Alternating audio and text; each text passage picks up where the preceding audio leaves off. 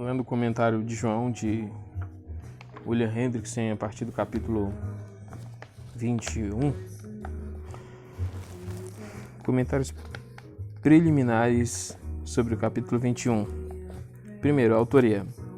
Quem escreveu esse capítulo? Veja o que foi dito com referência a isso na página 41. Ter certeza absoluta é impossível. Se uma pessoa decidir acreditar que foi o próprio João, que com suas próprias mãos escreveu o capítulo 21 inteiro, nada vai encontrar em sua gramática ou em seu vocabulário que o impeça de fazer isso. Não obstante, favorecemos a teoria de que outro líder em Éfeso, sob a direção do Espírito Santo e com total aprovação de João, escreveu 21 do 1 ao 23. E provavelmente também o versículo 24 em nome dos presbíteros. Observe o pronome nós e novamente, em particular, o versículo 25, observe como o nós do versículo 24 muda para eu no versículo 25, em razão das seguintes considerações. Primeiro, a conclusão do capítulo 20, versículo 30 e 31, deixa a impressão de que o relato dos capítulos 1 ao 20 termina aqui. 2. O autor do capítulo 1 ao 20 nunca menciona a si próprio ou os membros de sua família imediata pelo nome. Porém, quem quer que tenha escrito 21, 2, menciona os filhos de Zebedeu, o pai de Tiago e João. 3. A longa sentença descritiva que é usada aqui em 21:20 para indicar que o discípulo a quem Jesus amava, ou seja, que também na ceia se reclina sobre o peito de Jesus e pergunta: Senhor, quem vai trair-te? Permanece em contraste com a maneira velada na qual o autor dos capítulos 1:20 constantemente se referiu a si mesmo. 2. Propósito. O capítulo 21 sempre fez parte deste evangelho, porque ele foi acrescentado depois da bela conclusão encontrada em 20 do 30 ao 31. Várias razões têm sido apresentadas. Visto que deve ter havido algumas considerações práticas que ocasionaram a adição deste suplemento, existe provavelmente mais de meramente um elemento de verdade nos propósitos seguintes que foram sugeridos. Primeiro, para provar que Cristo ressurreto ainda tem interesse por sua igreja e que seu poder maravilhoso e seu terno amor não tinham diminuído de modo algum, veja 21, do 1 ao 14, especialmente os versículos 5 e 6. Entretanto, porventura os versículos 20 do 19 a 29 não provam o mesmo fato? Na verdade, sim, mas o capítulo 21 pode ser considerado como uma evidência adicional deste fato. 2. Para lembrar aos discípulos o fato de que eles devem ser pescadores, não apenas no sentido comum do termo, mas também e especialmente de homens. Entretanto, neste contexto deve-se ter em mente que aqueles a quem se faz referência dos versículos 15 e 17 já estão na igreja também, que a figura aqui empregada não é a do pescador, mas a do pastor que cuida do seu rebanho. Não obstante, o propósito sugerido pode ser correto, porventura, a reflexão sobre o milagre registrado em 21:6 não lembra o anterior registrado em Lucas 5 e também a conclusão moral ou profecia anexada a ela em Lucas 5:10. Que os discípulos iam pescar homens, o trabalho do reino deve ser retomado com disposição. 3. Para enfatizar a igreja que Pedro tinha sido totalmente restaurado, é possível que uma dúvida tivesse surgido com respeito à questão de se a um homem que pecara tão gravemente poderia ainda ser confiada a importante tarefa de pastorear o rebanho de Jesus Cristo. Este capítulo se empenha em remover esta dúvida. Número 4. Para enfatizar mais uma vez a verdade confortadora na predestinação, ou seja, o que quer que aconteça em nossa vida foi subitamente ordenado pelo Senhor, exatamente da mesma forma que a gloriosa morte de Pedro foi prevista e predita. 5. Para desfazer o mal-entendido com relação ao que Jesus dissera a respeito do discípulo a quem Jesus amava, isso é, para acabar com o rumor de que Jesus quisera dizer que aquele discípulo não morreria. Veja 21, do 20 ao 23. 6. Para dar oportunidade aos presbíteros de Éfeso de apresentar um testemunho oficial e unânime com respeito à confiabilidade das coisas registradas no quarto evangelho, veja 21, 24 e finalmente. Número 7. Para explicar por que muitos outros acontecimentos que foram divulgados durante a estada terrena de Cristo não foram registrados, é possível que, de outro modo, alguns ficassem perguntando por que isso não foi registrado. Por que aquilo não foi incluído? Veja 21, 25. 21, do 1 ao 14. Primeiro, depois destas coisas, Jesus manifestou-se aos discípulos novamente junto ao mar de Tiberíades, onde ele se manifestou da seguinte maneira.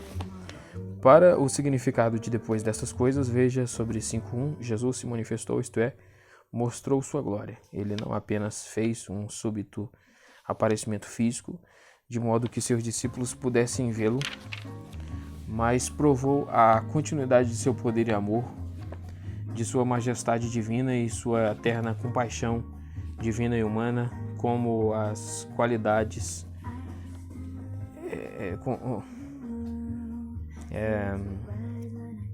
como essas qualidades se expressavam em palavras e ações nessa ocasião.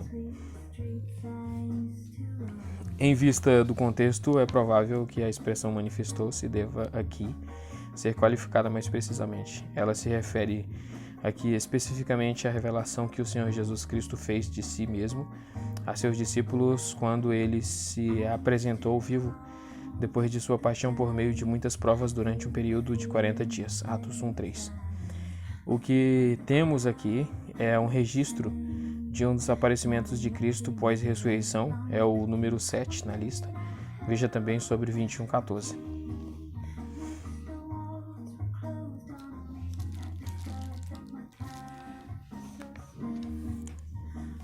Aparecimentos. Primeiro, a Maria Madalena, em Marcos 16:9, em João 20:11-18. 2. As mulheres, Mateus 28:9-10. 3. A Cleopas e seu companheiro Lucas 24:13-35. 4. A Simão, Lucas 24:34, 1 Coríntios 15:15. 5. Aos discípulos, exceto Tomé, João 20:19-23. 6. Aos discípulos com Tomé presente, João 20, do 24 ao 29. Todos esses ocorreram em Jerusalém. Depois que os discípulos foram para a Galiléia, em obediência às instruções que lhes foram dadas pelo Senhor, Jesus aparece novamente. 7. Aos 7, junto ao mar de Tiberíades, 21, do 1 ao 14. 8. Aos discípulos em um monte na Galiléia, onde Jesus fez uma grande declaração, deu-lhes a grande comissão e proclamou a grande presença. Mateus 28:16-20. Muitos comentaristas consideram esse aparecimento como o número 9. 9. Aos 500. 1 Coríntios 15:6. 10. A Tiago, irmão do Senhor. 1 Coríntios 15:7. O local, se foi na Galiléia ou Judeia, não foi informado. Quando os discípulos regressaram a Jerusalém. 11. Aos 11. Em Betânia, perto de Jerusalém, Atos 1:4-12 e Lucas 24:50-51. O aparecimento seguinte é especificamente registrado, é feito pelo Senhor dos céus.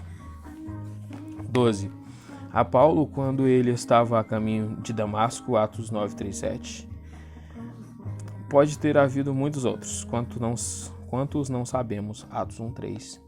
Com relação a essas manifestações ou aparecimentos, a seguinte deve ser observado. Letra A, não estamos tratando aqui do universo da irrealidade, de um fantasma, uma aparição, uma alucinação, um sonho meramente subjetivo ou visão. Ao contrário, em cada caso, é o próprio Senhor em pessoa quem se manifesta.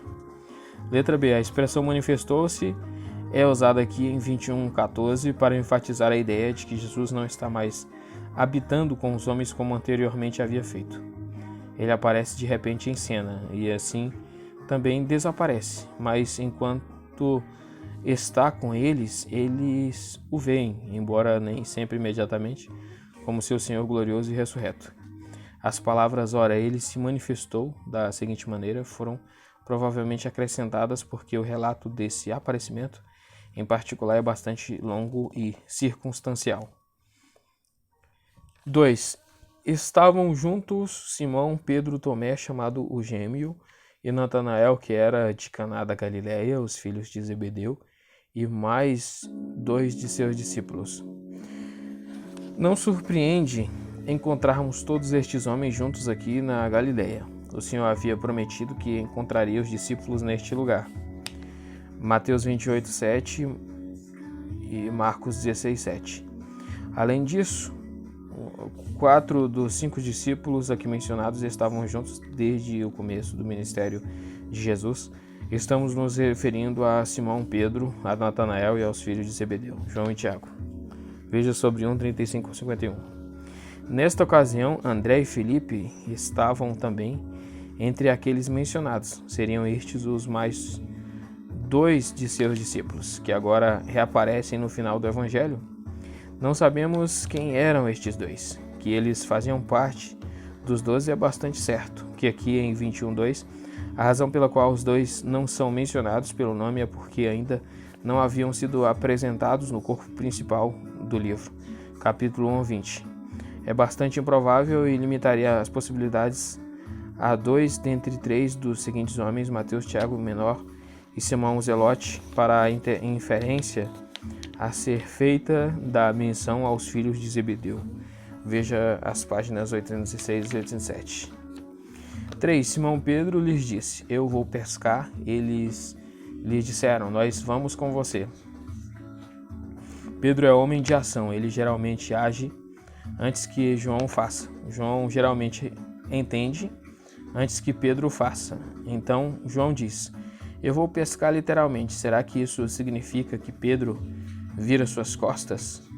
Ou já havia virado suas costas à pregação, considerando que não valia mais a pena, dizendo-lhe ou havendo-lhe dito adeus e voltando, ou havendo voltado à sua antiga ocupação?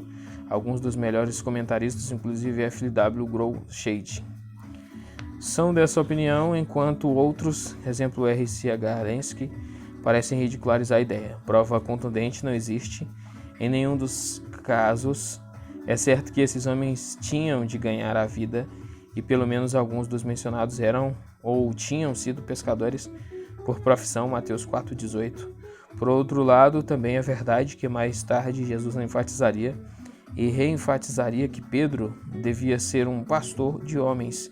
Veja além do mais o que se disse na página 806, no item 2. Além disso, embora Jesus, depois de sua ressurreição, já tivesse se manifestado a Pedro, pode ser que não tivesse ficado inteiramente claro para ele que havia negado o Mestre 3 vezes, que ainda tivesse o direito de retomar suas atividades espirituais como missionário ou como ministro.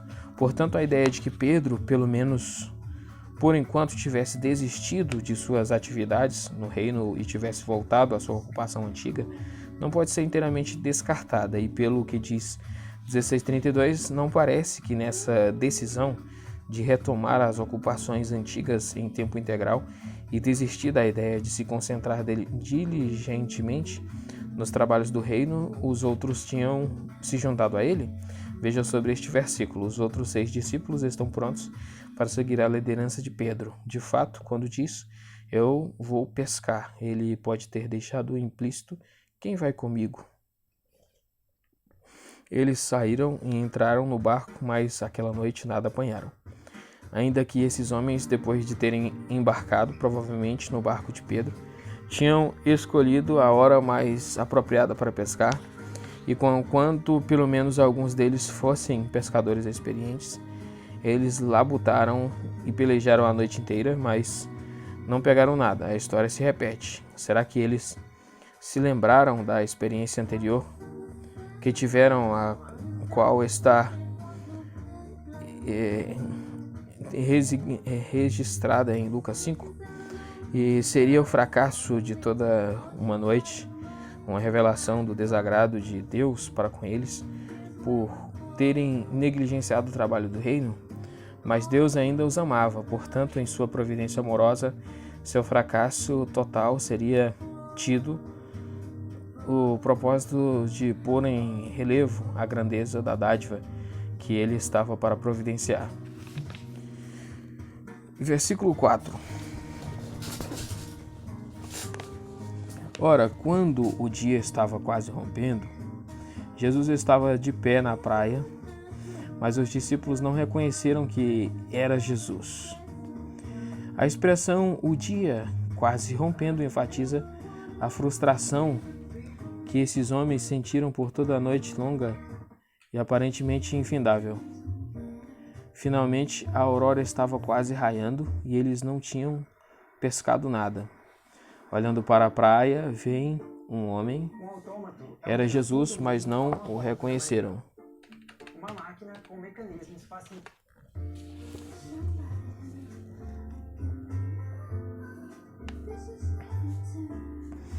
Por que não? Teria sido porque a descrença lhes cegara os olhos? Porque os olhos deles estavam sendo sobrenaturalmente impedidos de reconhecê-lo? Lucas 24:16. Por causa da natureza e aparência de seu corpo? A razão não é dada. Dificilmente pode ser porque eles estiveram longe demais da praia. Afinal de contas, eles estavam a apenas cerca de 90 metros, 21,8, a uma distância audível, 21,5. Talvez, nesse caso, em que nada se menciona que pudesse indicar um fator sobrenatural, a explicação mais natural seja melhor, ou seja, que a cerração ou neblina tornava impossível que eles identificassem a pessoa na praia. Contudo, é impossível ter certeza. Versículo 5. Jesus então disse-lhes: rapazes, vocês não têm algo para comer? Têm? Muito amorosamente o Senhor se dirige aos discípulos como rapazes. Veja a página 211, veja também 1 João 2, 13 e 18, em que João, já envelhecido, usa a mesma expressão. Quando Jesus acrescenta: vocês não têm algo para se comer? Tem? Esperando uma resposta negativa, ele não quis dizer: vocês têm alguma coisa para eu comer? Ou eu gostaria de comprar peixe. Em vez disso, ele fez a pergunta a fim de chamar sua atenção para o fato de que a sua volta à ocupação antiga tinha sido um completo fracasso. Eles tinham fracassado em reconhecer adequadamente o plano de Deus para suas vidas. É como se estivesse dizendo: vocês não pescaram absolutamente nada, não é? Sem mim, vocês não podem fazer nada. Vejam se aprendem a lição de uma vez por todas. E agora, eu vou lhes mostrar onde devem lançar a rede, a fim de pegar peixe. Vocês não têm nada para comer, têm? Por isso eu lhes preparei o desjejum. Versículo 9. A explicação, como foi indicado, tem a vantagem de estar em harmonia com o contexto. Versículo 6. Então ele lhes disse: lancem a rede à direita do barco e apanharão peixes.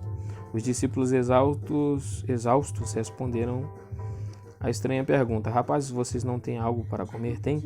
Como uma única palavra, não. Lancem a rede à direita, literalmente nas partes certas, mas essa é simplesmente uma expressão idiomática do barco e encontrarão, no sentido de apanhar peixe. Diz o homem na praia.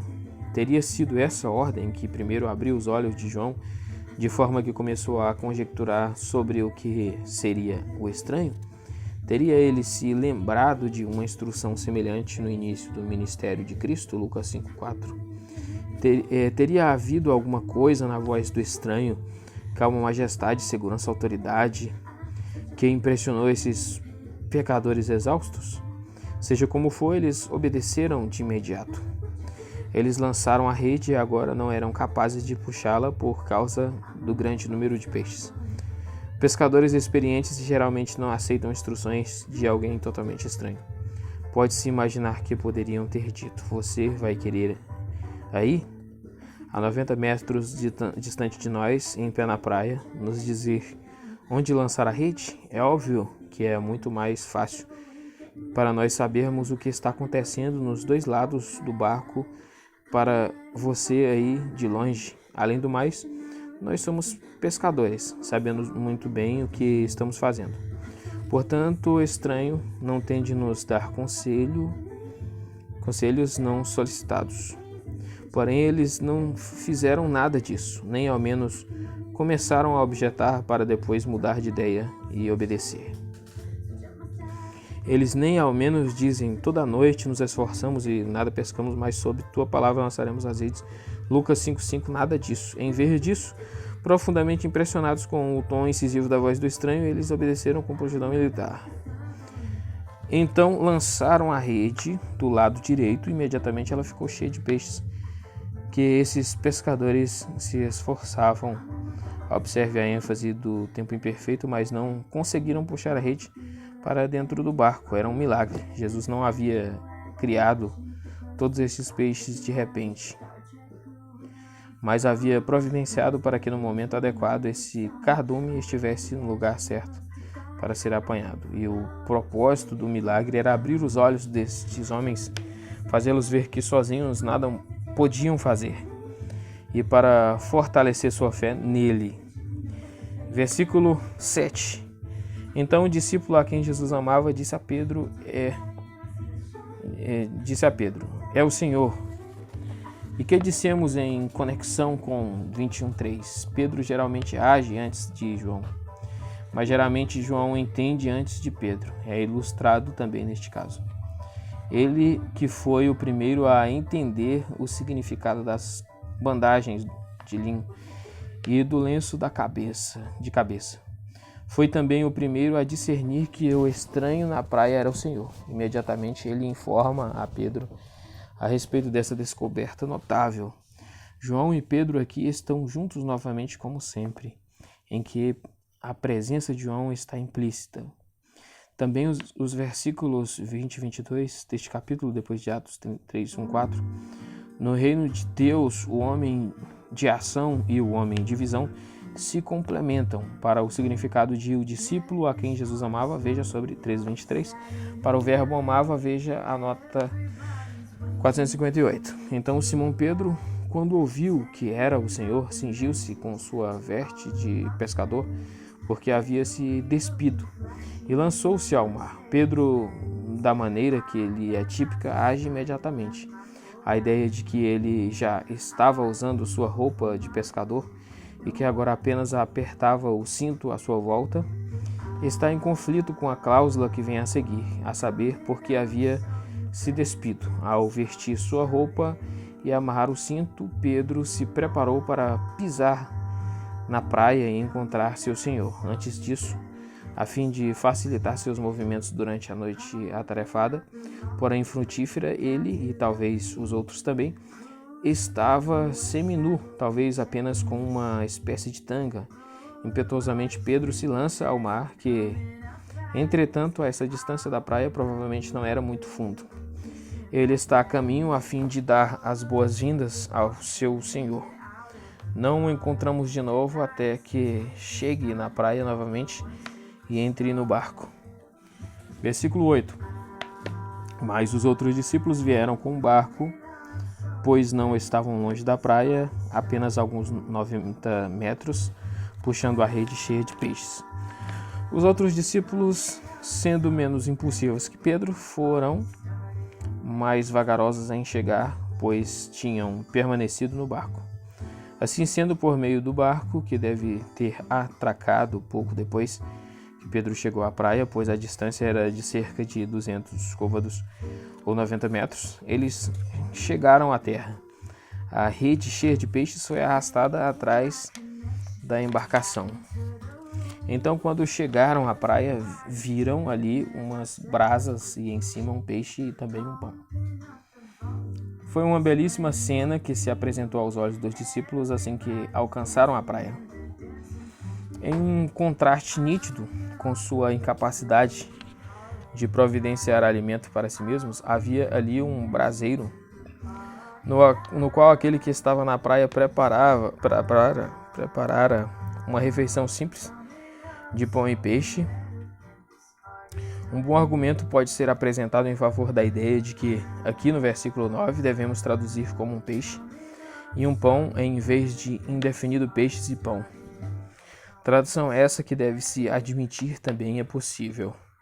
O versículo 13 parece indicar que havia apenas um pão e apenas um peixe. Além disso, a notável semelhança de 21:13 parece indicar que em ambos os casos estamos lidando com um milagre de multiplicação. Versículo 10. Jesus lhes disse: tragam alguns dos peixes que vocês acabaram de pescar. Jesus não quis dizer que tragam alguns dos peixes de vocês, do contrário, não vamos ter o suficiente para comer. Ao contrário, ele simplesmente queria que descartassem os peixes pequenos e separassem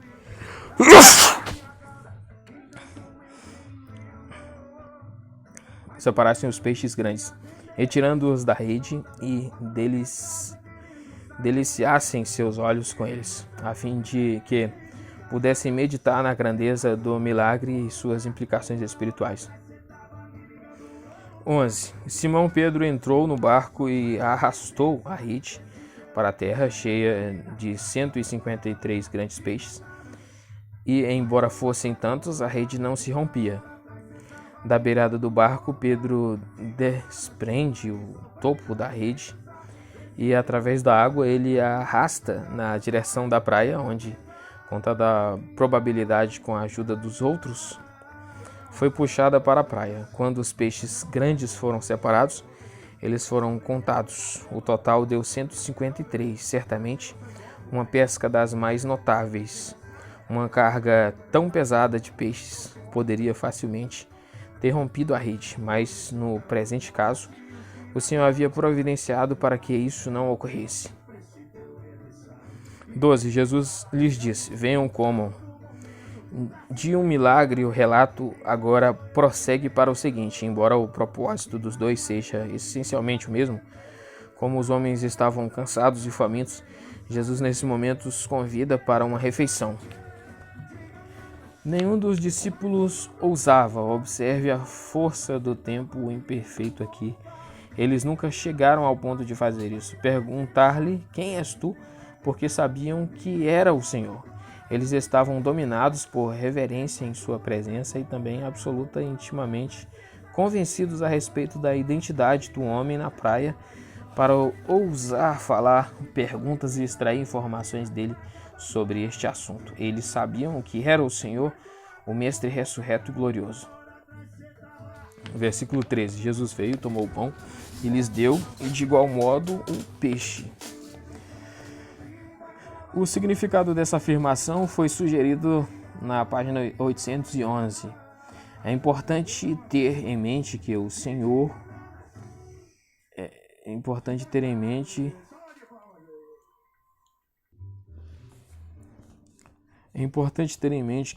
dá a esses homens não é o peixe que haviam pescado.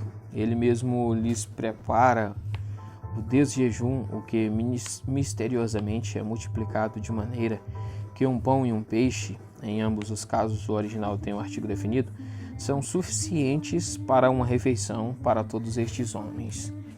Que é intenção do autor comunicar este fato é fácil de ver quando se compara a 6:11, o milagre dos 5 pães e 2 peixes, com a passagem presente. 6:11. Jesus, portanto, tomou os pães e, depois de dar graças, distribuiu-os e lhes deu, e de algum modo entre os que estavam sentados, e também igualmente o peixe.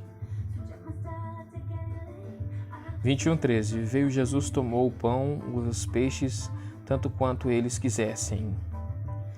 Muito se tem escrito sobre o fato de que, aqui em 21:13, não lemos e depois de dar graças, mas seria necessário que o evangelista escrevesse todos os detalhes do que aconteceu. Versículo 11. Não, 14, versículo 14.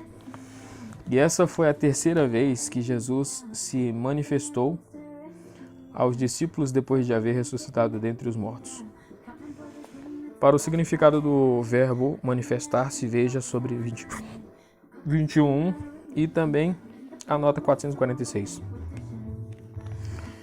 Jesus não se manifestou aos seus inimigos, Atos 10:41, mas aos seus amigos. Embora o presente aparecimento seja mencionado como o do número 7 na lista dada em conexão com o versículo 1, não obstante, se excluirmos do relato que o Senhor se revelou às mulheres e a pessoas em geral e contarmos apenas aqueles nos quais ele apareceu ao círculo mais íntimo de discípulos considerados como um grupo, conquanto não necessariamente com todos os membros presentes, chegamos à conclusão de que essa foi a terceira manifestação, que João tinha isso em mente, é claro, a partir da frase aos discípulos. O primeiro é registrado em 19:23, para a síntese ver a página 806. Versículo 15.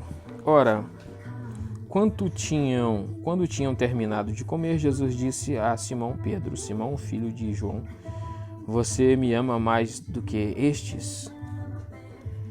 Terminando de jejum, o Senhor agora se volta para Pedro a fim de publicamente reintegrá-lo em sua função, ou pelo menos a fim de tornar conhecido a toda a igreja que ele tinha sido perdoado e que a ele, bem como aos outros, tinha sido confiado o cuidado do rebanho de Jesus Cristo. As circunstâncias devem ter feito Pedro se lembrar da cena de sua negação, e se as circunstâncias em si não fizeram com que ele se lembrasse, então o que estava para acontecer tinha essa intenção. Observe as seguintes semelhanças. Primeiro, foi perto de um braseiro que Pedro tinha negado seu mestre. 18:18. É aqui, à beira de um braseiro, que lhe é pedido que confesse seu amor por seu mestre. 2. 3 vezes Pedro tinha negado o mestre, 3 vezes ele precisa agora reconhecê-lo como seu Senhor, a quem ele ama. 21:15-17. 3. A predição, com referência à negação, foi introduzida com o solene amém duplo. A predição, que imediatamente seguiu a confissão de Pedro, foi introduzida de modo semelhante. 21:18. Mostrou-se, porém, que a semelhança é ainda mais intencional, em ordem reversa e 3 mesmas ideias. Primeiro, seguir. Segundo, cruz. Terceiro, negação. Ocorrem aqui em 21:16-19, como em 13:36-38. Naquela outra ocasião, Jesus dissera: para onde eu estou indo, vocês não podem me seguir agora, com referência à morte de Pedro na cruz. Jesus predissera: mas vocês me seguirão mais tarde. Então o mestre predisse a negação nestas palavras: muito solenemente eu lhes asseguro que certamente o galo não cantará antes que você me negue 3 vezes. Contra o 3, as 3 negações permanecem. As 3 afirmações que Jesus exige de Pedro em resposta a estas perguntas: você me ama mais do que estes? Você me ama? Você tem afeição por mim? A seguir houve a predição com referência a 2. A segundo, a morte de Pedro na cruz, com estas palavras: você estenderá as mãos e outro o cingirá e o levará para onde você não quer ir. E quanto a primeiro, seguir a ordem, siga-me. Você, siga-me, ocorre mais para o final da história da restauração de Pedro, também Marcos 8:34, para esses 3 mesmos conceitos. Existe, entretanto, outro traço notável de semelhança para o qual a passagem agora em estudo chama a atenção. Jesus disse a Pedro: Simão. O nome que esse discípulo tinha antes de ser encontrado por Jesus, portanto, muito apropriado aqui para lembrá-lo de seu comportamento tão parecido com o de uma pessoa que não conhece a Jesus, filho de João. Você me ama mais do que estes? As palavras mais do que não se referem a coisas, como este barco ou esta rede, estes peixes, mas a estes homens de pé aqui. A pergunta era pertinente, pois Pedro se gabara. Ainda que todos caiam numa cilada por causa de ti, eu, no entanto, jamais cairei. Mateus 26:33. Cheio de total e injustificável amor próprio, ele se colocara acima dos outros. Esta confiança em si causara sua derrota. Assim sendo, a presença destes homens, ele deve agora fazer sua confissão. Ele lhe disse: realmente, Senhor, tu sabes que eu tenho afeição por ti. De duas maneiras, a resposta de Simão difere da pergunta do Senhor. Primeiro, ele não mais se compara com os outros colegas discípulos, colocando-os em desvantagem. Seu sim, nai, não sim, no sentido de sim, eu te amo mais do que os outros te amam. Se liga ao fato de que ele tem em seu coração algo semelhante ao que Jesus está perguntando, alguma coisa semelhante, mas não exatamente a mesma assim sendo. 2. Ele usa outro verbo, tenho afeição, um verbo com um sentido ligeiramente diferente. Com uma modéstia apropriada e reserva gentil, Pedro, humilhado pela lembrança de sua queda, recusa-se a usar o termo mais elevado para amor, o verbo que Jesus usou. Para o amor, conhecimento e propósito, o amor da devoção de todo o coração acerca do qual Jesus estava perguntando, Pedro usa o substituto mais subjetivo, afeição. Ao mesmo tempo, em lugar de gabar-se como se tivesse total conhecimento do estado de seu próprio coração, ele se entrega ao e apela para o conhecimento de seu Senhor. Pedro diz: tu sabes que eu tenho afeição por ti, com respeito ao conhecimento que o Senhor tem. Veja sobre 2:25, 2 Coríntios 11:31 e Gálatas 1:20. A afeição de Jesus é um pré-requisito obrigatório para prestar serviço em seu reino. E em eterna misericórdia, Jesus está disposto a conceder este grande privilégio àquele que declara nada mais que um tipo de amor dos mais humildes, embora ainda mais precioso. Então ele, Jesus, lhe disse: alimente meus cordeiros. Para o significado dessa expressão, em comparação com as ordens semelhantes nos versículos 16 e 17, veja sobre o versículo 17. Versículo 16. Ele lhe disse novamente, pela segunda vez: Simão, filho de João, você me ama? A segunda pergunta difere da primeira. Ela examina ainda mais fundo e é mais dolorosa. É como se Jesus estivesse dizendo: Simão, por seu silêncio, com referência a estes outros, você indicou que não mais acredita que me ama mais do que eles me amam. Mas agora, deixando as comparações de lado, você me ama de fato e de verdade? Jesus, de novo, usa o mesmo verbo que ele usara antes. Ele está novamente perguntando a Simão, perguntando se Simão o ama com devoção consumada e com todo seu ser. Não apenas com as emoções, mas também com a mente e com a vontade. Ele lhe disse realmente: Senhor, tu sabes que eu tenho afeição por ti. Pedro dá a mesma resposta de antes. Ele ainda não ousa afirmar que possui o amor de teor mais elevado. Ele lhe disse: pastorei as minhas ovelhas. Veja sobre o versículo 17. Versículo 17. E ele lhe disse pela terceira vez: Simão, filho de João, você tem afeição por mim? Dessa vez, Jesus desceu até o nível de Pedro, usando o mesmo termo para o amor que Pedro tinha usado. O Senhor parece duvidar que Simão realmente tivesse pelo menos essa humilde afeição que ele alegava. Pedro se ofereceu por ele lhe dizer pela terceira vez: você tem afeição por mim? E ele lhe disse: Senhor, tu sabes todas as coisas, tu compreendes que eu tenho afeição por ti. O fato de Jesus haver posto a pergunta nesta forma ofendeu Pedro. Isso é compreensível. Toda pessoa que mentalmente se posicione em uma situação semelhante pode sentir o mesmo de imediato. Como poderia Pedro não ficar triste quando Jesus parece pôr em dúvida até mesmo este sentimento subjetivo, sua afeição pelo Senhor? No fundo do seu coração, Pedro está convencido de que possui esse amor mais humilde, mas aprendeu a lição. Ele não se atreve a apelar para nada dentro de si mesmo. Então, agora, mais enfaticamente do que antes, ele apela para a onisciência de seu Senhor. Ele diz: Senhor, tu sabes todas as coisas, e porque Jesus sabe todas as coisas, ele deve ser capaz de compreender que Pedro tenha afeição por ele. Jesus lhe diz: alimente as minhas queridas ovelhas. O que exatamente Jesus quis dizer com essa tríplice cobrança que ele faz a Pedro? É dificilmente provável que ao falar de cordeiros, 15 ovelhas, versículo 16, e queridas ovelhas, ovelhinhas, observe o diminutivo, mas isso não deve ter nada com idade ou tamanho, mas se deve à terna afeição de Cristo pelos seus.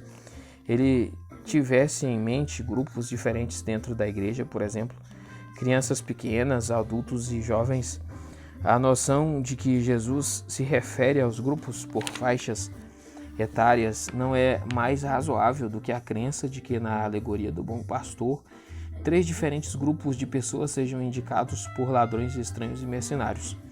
Mas apropriadamente, conquanto todos os 3 termos se refiram ao mesmo rebanho do bom pastor, Jesus Cristo, este rebanho é visto de 3 prismas diferentes. Os crentes e seus filhos são vistos antes de tudo como cordeiros, pois eles são fracos e imaturos, desta maneira necessitados do alimento para fortalecimento na palavra, segundo como ovelhas propensas a vagar e dependentes em tudo, portanto necessitadas de ser pastoreadas, e finalmente como queridas ovelhas imaturas e necessitadas da nutrição terna e amorosa da palavra. É como se o mestre dissesse a Pedro: Simão, você era fraco. Como um cordeiro andava errante, como uma ovelha, não obstante, no decurso de tudo isso, você, como uma querida ovelha, sempre foi objeto de meus cuidados ternos e amorosos. Ora, tendo aprendido com suas experiências por causa de seu sincero arrependimento, considere os membros de minha igreja como sendo seus cordeiros e os apacente suas ovelhas e as pastoreie